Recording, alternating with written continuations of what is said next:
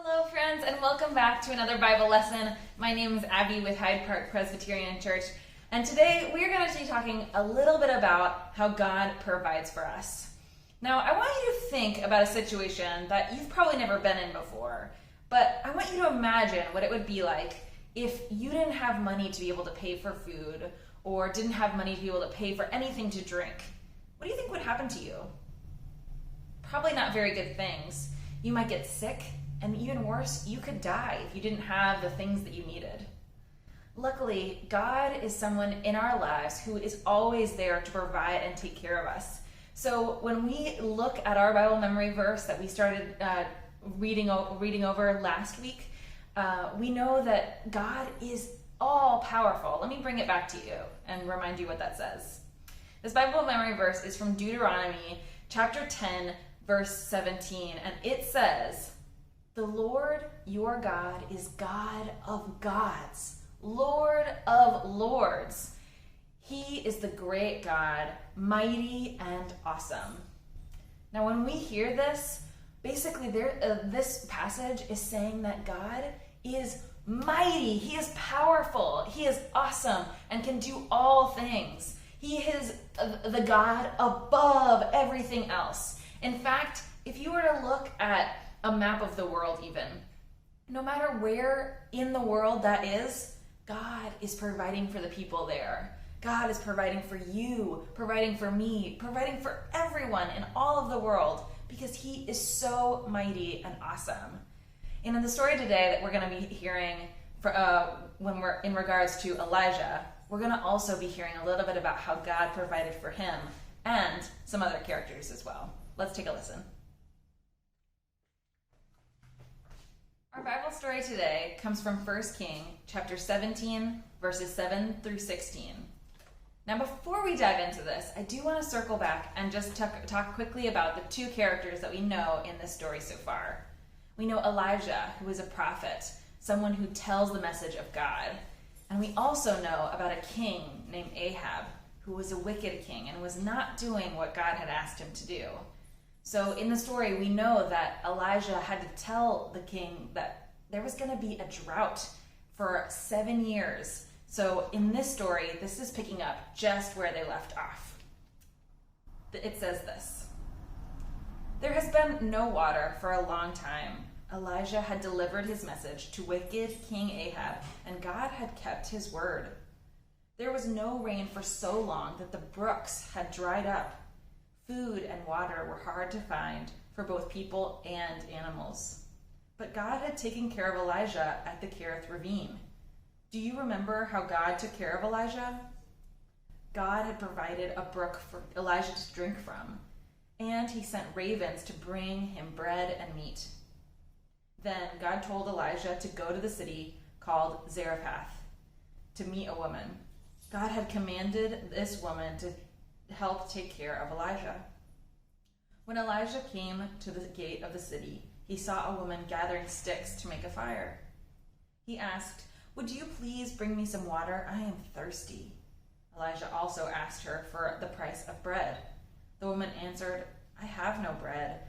I have only a little flour and oil. These sticks I am gathering are for a fire, and I will take them home and cook a meal over the fire for my son and me.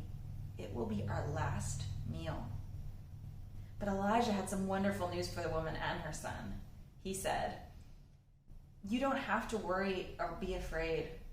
Go home and cook your food, but first make for me a small loaf of bread from the flour and oil you have, and bring it to me. Then cook something for yourself and your son. God said that your jar of flour will never become empty, and your jug of oil will always have oil and in it until God gives us rain again.' So the woman went back to her home and did exactly what Elijah had told her. She first made the loaf of bread for Elijah, and then she was able to make a loaf of bread for herself and her son, because they had plenty of flour and oil left. God gave Elijah, the woman, and her son the food that they needed." Let's review our Bible story from today. I have 3 questions for you. Now, the first one is this: How did the woman at the beginning of the story feel when she first talked to Elijah? What was kind of going on in that moment?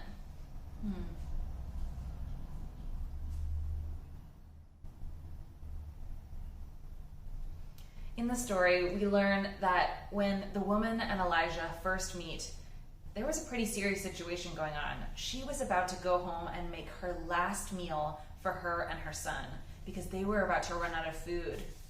So in that moment, she was definitely feeling very afraid. The second question I have is this. What did Elijah and the woman, how did they show that they were trusting God in that moment? How did they show they were trusting God in this story?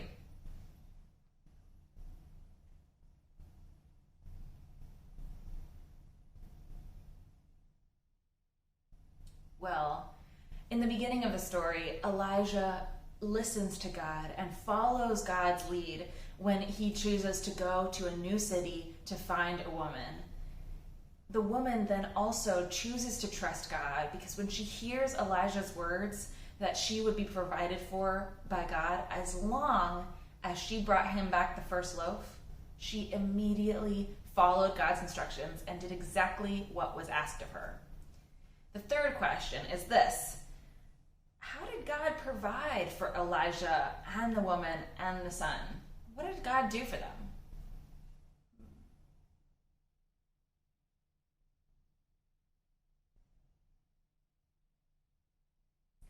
In this story, it is a wonderful story of how these people trusted God, and so God then provided for them. In the story, we learn that as soon as this woman provided bread to Elijah, just like God had asked her to do, her flour and her oil never ran out. She had plenty to be able to provide for her family, her son, over and over again. And you can tell that they really appreciated and were saved, truly, from starvation, from going hungry, because of God doing all that he could to make sure that they were provided for. This is a great story that shows how mighty and awesome God really is. Above all, he wants to provide for you. He wants to provide for us all. We only need to trust in him. I hope you have a great week, everyone. See you next time. Bye.